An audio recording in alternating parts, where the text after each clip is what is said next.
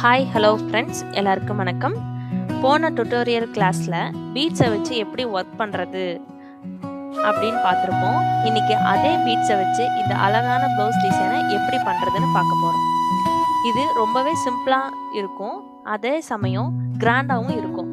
யாராச்சும் உங்ககிட்ட சிம்பிளாக ஆரி ஒர்க் போட்டு கொடுங்க அப்படின்னு கேட்டாங்கன்னா இந்த பீட்ஸை வச்சு ரொம்ப சிம்பிளாகவும் நீட்டாகவும் போட்டு கொடுக்கலாம்.